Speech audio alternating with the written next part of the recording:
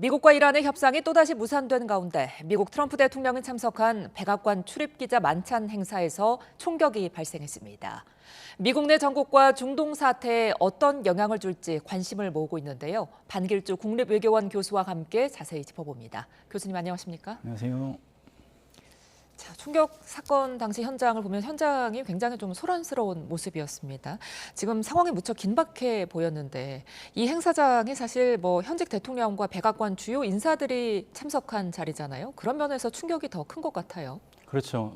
백악관 출입기자단 만찬 행사는 100년을 넘는 유구한 전통을 갖고 있고 민주주의의 상징이기도 하고 백악관하고 백악관 출입기자 간의 어떤 건전한 긴장 관계를 유지하기 위해서 굉장히 많이 주목을 받았던 행사예요. 그런데 이제 더 주목을 받았던 것은 트럼프 행정부에서 기득권 언론에 대해서 거리감을 두면서 사실 이런 것들을 한 번도 안 하다가 이번에 처음으로 개최를 했거든요. 근데 그 개최를 처음으로 시도를 했는데 결국은 그 암살 시도에 의해서 사실은 이게 취소가 됐어요. 그러니까 이런 상황 자체가 뭐 전격성, 그다음에 뭐라고 해야 되나 기습성 이런 것 때문에 다 놀라는 상황이고 실제로 대통령 포함해서 내각이 다 모두 무사하지만 지금 이란 전쟁이라는 환경 속에서 또 이런 사건이 일어났기 때문에 이제 트럼프 행정부에서 여러 고민의 지점을 알려주고 있고 더군다나 그 용의자가 그 협상장 인근까지 여러 개의 무기를 들고서 20발까지 무기를 발사했다는 것, 그 자체가 굉장히 충격을 안겨주고 있죠. 이 총기 사건 이후에 트럼프 대통령이 기자회견을 열었는데 여러 가지 메시지가 나왔습니다. 어떻게 들으셨어요? 저는 크게 세 가지 메시지를 좀 봤는데 처음에는 이제 통합의 메시지죠. 지금 미국이 정치적 양분하고 굉장히 심해요. 특히 이란 전쟁 이후엔 더 심해졌고 그러니까 이제 트럼프 대통령 자신이 전 미국인의 대통령이라는 것을 어떻게 내세우면서 이번 기회에 양극화를 좀 치유하겠다 이런 측면의 메시지를 낸 것이요. 우리 안의 갈등을 극복하자는 메시지는 바로 그것을 담은 것이라고 보고요. 그리고 비밀 경호국의 노고 취하가 좀 있었어요. 사실 앞서 말씀드린 대로 총격이 이제 결국은 20발이나 발사되긴 했지만 어쨌거나 이제 모두 무사하니까 물론 비밀 경호국 한 명이 지금 다친 걸로 전해졌는데 그 외에는 이제 더 이상의 피해는 없는 것으로 알려지고 있으니까 그래도 이제 그거에 대해서 그 본인을 지켜주기 위해서 다치기도 했잖아요. 그거에 대한 이제 고마움도 있었을 테고 그러니까 노고치아가 있었고 마지막으로는 이 행사 즉 언론인과의 소통, 표현의 자유 이런 것들을 어떤 존중하겠다는 의지를 다시 한번 이러한 상황에서도 이제 밝힌 것은 32일 이내에 이걸 다시 한번 재개하겠다 얘기한 것은 그 의지를 표현한 것이라고 봐야 될 것 같습니다. 그리고 이제 트럼프 대통령이 용의자의 사진을 올리면서 단독 범행이고 이란과는 무관할 거라고 생각한다 이렇게 덧붙였거든요. 이건 어떤 의도였을까요? 사실 놀랍죠. 수사 전부터 확대 해석을 경계하는 발빠른 메시지를 낸 거거든요. 그게 두 가지예요. 그러니까 단독 범행이라고 했던 거. 이것은 특정 어떤 집단의 사주를 받고 조직적으로 이루어진 게 아니라는 얘기를 한 거잖아요. 두 번째는 이란하고 무관하다. 그러니까 두 가지를 놓고 이제 해석을 해보면 세 가지의 의미를 담은 거라고 봐야 될 것 같아요. 첫 번째는 이란하고 협상을 해야 되는 상황에서 이게 발목을 잡으면 안 된다. 그래서 이것을 경계하기 위해서 선제적으로 협상 동력을 잃지 않기 위해서 이제 이 얘기를 한 것이라고 보고 왜냐하면 이란은 과거에 트럼프를 이제 암살하기 위해서 굉장히 많은 노력을 해왔다고 트럼프 진영에서 계속 공격했던 주체이기도 해요. 그러니까 이제 협상 어떤 국면으로 가는 과정에서 그 얘기를 다시 하게 되면 사실 협상 자체가 어려워지기 때문에 그것을 고려한 것이라고 볼 수 있고 두 번째는 단독 범행이다라고 얘기한 것은 사실은 지금 이란 중동 전쟁 이것으로 인해서 9.11 테러를 떠올린 그런 어떤 두려움이 있잖아요. 그러니까 중동에서 결국은 이게 이런 이란 전쟁으로 인해서 테러리스트 IS 포함해서 어떤 그 테러 집단의 사주를 받아서 이런 것들이 있을 것이다라고 하면 국민 불안이 엄청날 거고 9.11 테러의 악몽이 다시 각인되기 때문에 그걸 이제 견제하고자 하는 메시지라고 볼 수 있고 세 번째는 트럼프 대통령이 주관 행사에서 이렇게 총성이 20발이나 이제 울렸기 때문에 이게 이제 시장 불안정으로 이제 연결될 수 있잖아요. 그러니까 그것까지도 견제하기 위한 어떤 메시지를 다 담고서 특히나 이제 확대 해석을 경계한 것이다 이렇게 봅니다. 교수님은 트럼프 대통령이 위기를 기회로 만드는 데 능하다고 평가해 주셨는데 이번에도 아마 그렇지 않을까 싶거든요. 그렇죠. 2024년 7월 이제 필라델피아 유사 때 총격을 받고 그러니까 귀 쪽을 이제 맞아서 피를 흘리는 와중에도 주먹을 올리면서 강한 리더십을 보여주고 그게 결국은 대선에서 이기는 굉장히 발판이었잖아요. 그 모습 사진 한 장으로 이번 대선은 이제 어느 방향으로 갈지가 명확해졌다라는 평가가 많았어요. 그게 결국은 위기를 기회로 바꾼 건데 이번에도 이란 전쟁으로 인해서 정말 그 콘크리트 중에서 그 또 콘크리트 코어인 마가 진영도 약간 분열되는 양상이거든요. 근데 마가 진영이 이제 트럼프가 이제 이렇게 어떤 표적이 됐다는 것 자체만으로 이 균열을 막고 나아가 다시 한번 재결속하는 어떤 기회가 될 수 있거든요. 그것도 있고 그리고 두 번째는 이제 야당의 이제 공세가 굉장히 심하잖아요. 이란 전쟁으로 인해서 그 야당 공세를 완화시킬 수 있는 거죠. 뭐냐면 미국의 대통령이기 때문에 이 미국의 대통령이 표적화된 상황에서 야당이 지금 대통령을 계속 공격하게 되면 민주당 입장에서도 그게 유리하지 않거든요. 민주당도 결국은 중간선거의 어떤 국민의 심판을 받아야 되기 때문에 그래서 그걸 이제 완화하는 기제로 이란 전쟁, 그다음에 다양한 해법을 만드는데 유리한 포석을 가질 수 있는 그거를 이제 할 가능성이 있고 좀 더 이제 넓게 보면 친트럼프 세력에 대해서 어떤 그 확장을 다시 모색하는 지금 원래 콘크리트 지지층이 40%라고 했는데 33%까지 내려갔어요. 30%, 33에서 더 많이 내려갈 수 있어요. 복음주의 기독교 세력의 또 콘크리트 지지층이라고 하면 23%라고 볼 수 있는데 거기까지 내려갈 수도 있는데 그게 아니라 이제 다시 올라가는 걸로 어떤 반전 계기로 삼는 이렇게 이제 되는 게 있고 그리고 마지막에 이제 전 미국민 그러니까 트럼프 진영 말고 전 미국인에게 이제 미국의 대통령으로서의 목소리를 호소함으로써 범 지지층을 또 확보하기 위한 이런 식으로 해서 정치적으로 반전을 노릴 수는 있습니다. 그러니까 이번 사건으로 어쩌면 반전 여론에도 좀 영향이 있지 않을까 싶은데 이 부분도 좀 지켜봐야 할 것 같습니다. 그런가 하면 오늘 이 총격 사건이 일어난 워싱턴의 힐튼 호텔이 공교롭게도 레이건 전 대통령 암살 미수 사건이 일어난 곳이더라고요. 역사적으로 지금 미국 대통령이 암살 위험에 많이 노출됐었죠. 그렇죠. 이번이 이제 역대 미 대통령 암살 시도가 12번째고요. 그다음에 역대 이제 미 대통령들 중에서 25%가 암살이 표적이 됐어요, 사실. 그만큼 이 대통령은 그 위험에 굉장히 노출돼 있는 상황이죠. 그래서 비밀 경호국의 경호도 굉장히 매뉴얼이 탄탄하게 돼 있고. 근데 실제로 이게 뭐 시도로 끝난 게 아니라 4명은 사망을 했어요. 4명은. 그러니까 에이브람 링컨, 제임스 가필드, 그다음에 윌리엄 맥키니 마지막으로 다 아시는 것처럼 존 F 케네디도 그래 사망을 했거든요. 그리고 앞서 말씀드린 대로 2024년에는 트럼프 대통령 자신도 역대 대통령이면서 대선 후보였던 자격으로 또 암살 시도 표적이 됐잖아요. 그만큼 미 대통령은 이 암살 표적에 어떤 있었던 빈번했었던 상황이고 지금은 근데 이란 전쟁이라는 그 외부에서의 이제 어떤 위기 이런 거랑 맞물리면서 이게 이제 더 주목을 받는 상황입니다. 계속해서 중동 전쟁 협상 상황 좀 살펴보겠습니다. 미국과 이란의 지금 재협상이 기대를 모았지만 결국에는 또 무산됐습니다. 하지만 양측 모두 지금 여지를 좀 남겨둔 거죠? 그렇죠. 여지를 남겨둔 게 이제 페제스키안 대통령이 그 얘기를 했죠. 이제 포위된 협상에서는 협상을 할 수 없다는 얘기는 거꾸로 얘기하면 그 포위를 풀면 협상을 하겠다는 얘기예요. 그 포위가 뭐냐? 미국의 역봉쇄, 그 다음에 그 대이란 봉쇄에 대한 전 세계 확장. 헥세스 장관이 그 전 세계를 확장하겠다고 했잖아요. 그걸 풀면 대화에 나갈 수 있는 어떤 기본적인 여건은 성숙된 것이다. 근데 그 얘기가 타결로 간다는 얘기는 아니거든요. 처음부터 이란 아락치 외무장관은 파키스탄에 미국을 만나러 간 게 아니라 파키스탄하고 양자회담을 하러 간 거거든요.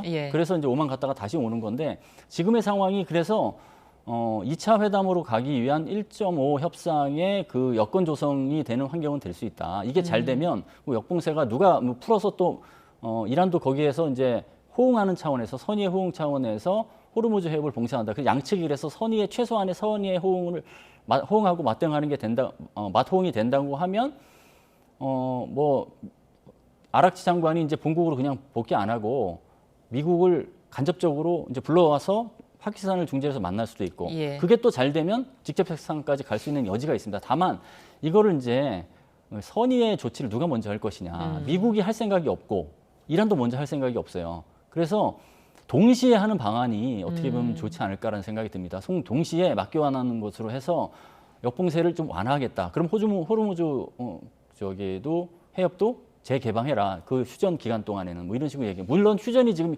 공식적으로 테크니컬 기술적으로 본다면 휴전인지도 아닌지도 모르겠어요. 지금 미국이 일방적으로 휴전했고 이란이 공격을 안 했기 때문에. 예. 근데 어쨌거나 총성이 멈추고 있는 거는 사실이니까 그렇게 예. 본다고 하면 그 이 휴전 기간을 활용해서 서로 맞교환해서 시작하는 것 그것을 추진해야 되지 않을까 생각됩니다. 네, 협상이 잘 진행이 되려면 협상단도 중요할 텐데 트럼프 대통령은 지금 이란이 엄청난 내분과 혼란에 휩싸였다. 그래서 이란 내부에서도 누가 지금 지도부조차 실권을 누가 쥔 건지 모른다 이렇게 꼬집었거든요. 실제적으로 지금 협상과 관련해 이란에서 결정권을 쥔 인물은 누구라고 봐야 될까요? 미국이 이제 이란의 내분을 이제 굉장히 강조하는 이유는 두 가지인 것 같아요. 첫 번째는 미국이 대이란 협상력을 높이기 위해서 계속 그거를 강조하는 것이고 두 번째는 협상이 잘 안 되잖아요. 책임을 미국의 책임이라고 어떤 주목을 받게 되면 정치적으로도 너무 힘드니까 이게 예. 이란의 책임이다라고 이제 돌리는 거죠. 그래서 이제 그런데 사실은 이란은 어떻게 보면 내부적으로 엄청나게 지금 이 과도기 정치 속에서 누가 지금 지시하는지도 모를 정도의 혼란이라기보다는 미국을 상대로 협상력을 높이는 과정에서의 온도차는 있는 것 같아요. 강경파하고 온건파. 다만 이 과정에서 지금 대화와 군사 모두가 이제 같이 진행되는 과정에서 지금은 군사적인 강압도 굉장히 수위가 높아지는 상황이라면 이슬람 혁명 수비대 총사령관이 아무래도 목소리를 낼 수밖에 없겠죠. 바이든 같은 경우에는 실제로 모스타바와 직접적으로 이제 접촉을 하면서 지시를 받는 것으로 알려져 있고 예. 그리고 이란 혁명 수비대 총사령관의 위치가 지금 호르무즈 해협이라는 게 결정적 그 전력이라고 했잖아요. 그 예. 얘기는 뭐냐면 이란을 미국을 상대로 협상력을 계속 가져갈 수 있는 굉장히 가장 강력한 무기라는 얘기거든요. 그 무기로 만들 수 있는 위치가 이란 혁명 수비대 사령관이잖아요. 네. 그러면 온건파든 강경파든 간에 그리고 모스타바는 지시를 하겠지만 그리고 온건파 강경파도 바이든 총사령관에게 협조 혹은 어떤 식으로의 그 소통이 필요하거든요. 그러면 결국은 90점이 될 수밖에 없는 거예요. 그러면은 바이든 이란 혁명 수비대 총사령관은 그만큼 무게감을 가질 수밖에 없고 그래서 미국이 이제 나중에 표적화 작전을 다시 하게 된다면 바이든 총사령관이 제1순위가 될 수도 있다라는 목소리가 좀 나오는 게 있는 것이죠. 예, 양국 모두 뭐 상대국 탓을 지금 뭐 하고 있는 건데 그렇다면은 이렇게 이견을 좁히지 못한 핵심 쟁점은 뭐라고 봐야 될까요? 그러니까 두 가지가 이제 핵 문제하고 호르무즈 해협의 장악권인데 핵 문제는 크게 이제 극과 극으로 나뉘는 거죠. 이란에서는 이제 단계적으로 그다음에 미국을 다 못 믿겠으니까 사태를 좀 봐가면서 하자는 것이고 미국은 일괄 타결. 그러니까 2015년에 오바마가 했던 JCPOA는 결국은 동결 방식이고 이것은 단계적으로 비핵화라는 게 아니라 농축도를 20%에서 60%로 올린 것에서 보듯이 고도화시킨 것이다. 그렇기 때문에 그런 방식은 안 되고 일괄 타결해야 된다는 방식이잖아요. 그러니까 이제 거기 간격이 이제 좀처럼 좁혀지지 않는 게 있고 호르무즈 해협은 이란은 연안국으로서 호르무즈 해협이 영해에 속한 것이고 무해 통항권이 인정돼야 된다는 것이고 미국은 아니다. 이게 국제 해협이다. 그러니까 예. 국제해협으로 돌려놔야 된다. 이 간극이 좀처럼 좁혀지지 않고 있습니다. 예. 그러니까 지금 호르무즈 해협 주도권을 두고 미국과 이란이 계속 대치 중인데 일각에서는 미국의 역봉쇄 작전이 어떤 효과를 거두고 있다. 이런 시선도 있지만 이란에서는 우리가 조금만 더 버티면 미국도 어쩔 수 없을 것이다. 이런 지금 이야기도 나오고 있거든요. 그렇죠. 미군의 이제 역봉쇄 작전은 반짝 효과 정도는 좀 있는 것 같아요. 근데 이게 실질적인 이란의 선택, 생각을 움직일 정도의 효과가 있으려면 이게 굉장히 장기적으로 돼야 되거든요. 이게 장기적으로 된다고 하면 미국이 계속 생각해온 출구는 폐쇄되는 거예요. 그게 이제 어려움이 있는 것이고 그러니까 조금만 버티면 이제 미국이 타협할 것이다. 이것은 이란이 맞는 어떤 기대치일지도 모르지만 그렇지 않은 수도 있어요. 그건 뭐냐면 미국은 타협을 통해서 상대방에게 굴복하는 것을 굉장히 싫어하는 게 트럼프 행정부 협상 공식이거든요. 예. 쉽게 타협하지 않는다. 그러면 타협하지 않으면 어떻게 할 것이냐? 미국이 자체적으로 평가해서 레짐 체인지 됐고 이란의 군사 인프라 와해했고 그러니까 자체적으로 그냥 나가겠다. 방치하게 되는 것이죠. 그리고 방치하게 되면 이란은 그러면은 호르무즈 해협을 장악할 수 있을까? 그 판단은 사실은 섣부른 기대죠. 왜냐하면은 이란이 이제 빠지게 되면 다국적군 작전이 만들어지는데 더 유리한 환경이 될 수도 있거든요. 그러면 이란은 국제사회 전체와 사실은 대결 전선에 서야 되기 때문에 더 어려울 수밖에 없다. 그래서 사실 이게 어느 한쪽에 뭐 유리한 상황이다 이렇게 판단하기는 쉽지 않은 것 같습니다. 예, 이런 상황 속에서 미 국방장관이 무임승차 시대는 끝났다. 그러면서 파병과 군함 지원을 지금 노골적으로 요구하고 있잖아요. 그러니까 이제 또 프랑스에서는 미중러가 모두 이제 유럽에 어떻게 보면은 강하게 반대한다면서 유럽 스스로 우리를 지켜야 한다. 그러면서 또 유럽판 나토를 만들겠다는 어떤 의지를 피력을 했거든요. 이 상황 어떻게 보세요? 그렇죠. 지금 호르무즈 해협을 다시 이제 되찾아오는데 나토 동맹국 포함해서 여러 나라들이 이제 동참하지 않으니까 나토를 재설계하겠다고 얘기하면서 지금 굉장히 이제 불신의 나토에 대한 불신이 높아지고 있는 게 현실인데 이게 지금 시작이 아니라 트럼프 일기 때도 그랬거든요. 그래서 유럽이 스스로 유럽 군을 창설해야 된다는 목소리가 그때부터 있었어요. 근데 그때 유엔에 되고 바이든 행정부 때 나오니까 또 다시 그 목소리가 좀 줄어들었다가 이제는 진짜 EU가 이제 독자적으로 방위 역량을 갖춰야 된다는 목소리가 이제 오는 거죠. 그래서 그런 건데 이제 이게 유럽 자체적으로 나토를 만든다. 그러니까 미국이 뺀 상태에서 나토를 만든다. 이게 쉽지 않을 것 같아요. 그래서 저는 만약에 이걸 추진한다 하더라도 나토는 유지한 채 유럽군을 만드는 거하고 병행할 가능성이 더 있지 않을까. 왜냐하면 첫 번째는 유럽이 자체적으로 무기를 조달하고 이것을 유지할 수 있는 방산 역량이 좀 약합니다. 그러니까 그게 한계가 있는 것이고 두 번째는 엄청난 재원이 필요한데 그 재원 조달에서도 유럽의 여러 가지 그 재원을 활용하는 그 설계 방향 이런 걸 완전히 바꿔야 되기 때문에 왜냐하면 유럽은 사회 복지 이런 거에 돈을 많이 써왔거든요.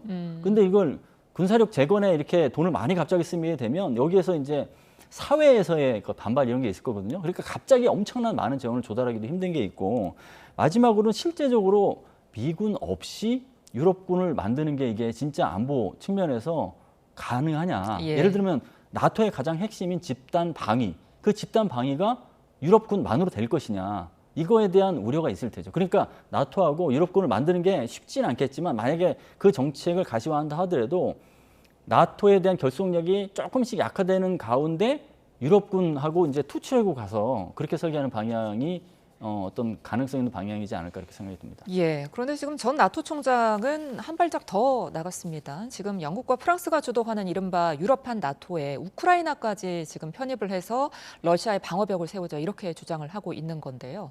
이런 부분 미국과 러시아 입장에서는 어떻게 볼까요? 미국은 지금 트럼프 행정부를 이제 제안해서 말씀을 드리면 잘 됐다 이렇게 얘기할 것 같아요. 그러니까 내가 동맹을 방기하고 싶었는데 나토 때문에 그리고 나토에서 미국이 스스로 탈퇴하는 게 미 의회에 또 견제가 있고 미 의회의 동의를 받아야 되니 힘들었는데 그렇게 나온다면 의회에서도 반대할 게 없지 않냐라고 해서 방기하는 데 더 힘을 실어주는 그런 역효과가 있을 것 같고 러시아 같은 경우에는 지금 우크라이나하고의 전쟁에서 돈바스 지역, 즉 우크라이나 영토의 5분의 1을 가져가고 싶어 한다라고 하는 건데 그 명분이 나토의 동진이었잖아요. 근데 유럽군이 창설이 돼서 우크라이나까지 이제 포함을 시키면 유럽의 동진이 되는 거예요. 나토의 동진이 아니더라도. 그러면 원래 그 푸틴이 생각했던 유라시아 지정학 전략, 유라시아 지정학 전략은 유럽에서 어떻게 우려를 하고 있냐면 그것은 우크라이나에 그치지 않고 동유럽, 이게 점차적으로 동유럽까지 결국은 재패를 하면 그게 서유럽까지 갈 것이다라는 우려를 하는 것이거든요.